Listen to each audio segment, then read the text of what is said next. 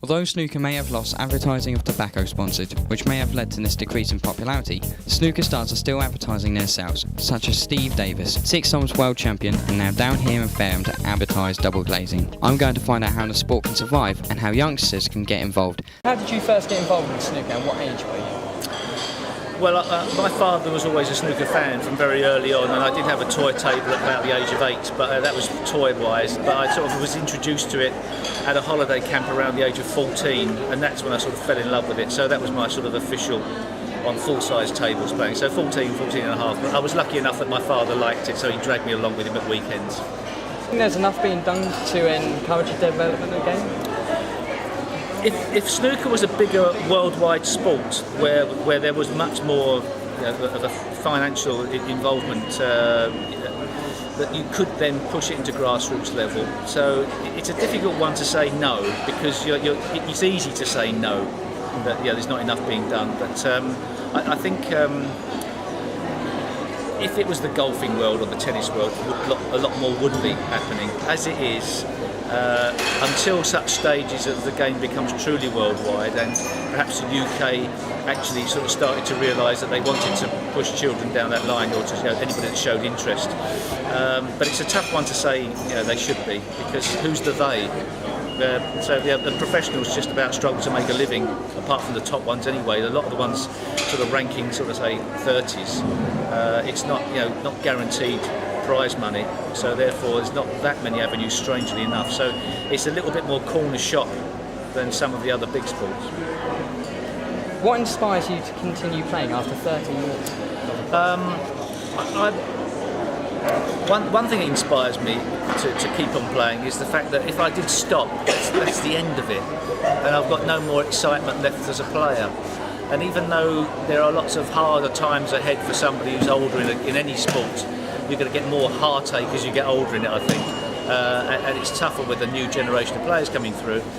To stop is so final. To retire is like that's the end of it. So I think it's worthwhile carrying on for as long as you possibly can do, especially in a sport or a game where it's not physical. So I've got no reason to stop. I mean, perhaps one day if I can't ever win another frame, then perhaps that's the time to stop. But really, I might as well carry on. What advice would you give to those who want to take up snooker? To take up snooker, it's got to be something you want to do, you want to enjoy as a participation game, as a pastime. If it becomes a sport and it becomes a competitive game, that's another level, and you'll only know if you're good enough and you're enjoying that when you start entering competitions.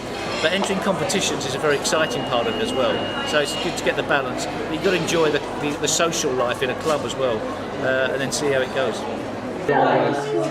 So that's the reason the sport has declined in recent years, because of lack of sponsorship, lack of prize fund and lack of competitions. So what's the way forward from the sport? Let's find out.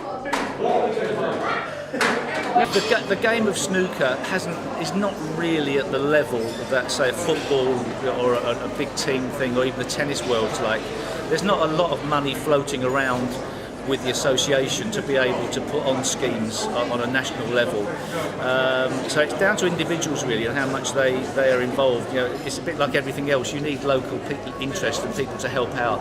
So it is basically on a club by club basis. But there are some things in some areas that help kids, give them free time in snooker clubs in the morning, so on a Saturday morning.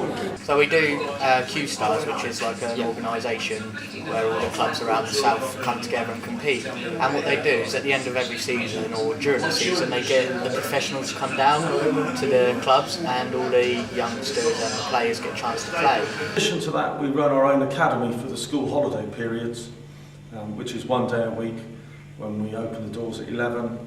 And they're here till 4 o'clock, which is more one-to-one coaching and group coaching to get you through exercises, and then we have a competition in the afternoon to try and find ourselves a winner. So there we are, from a professional himself and from local snooker players at the local snooker club. I hope you've enjoyed this documentary. I'll see you next time.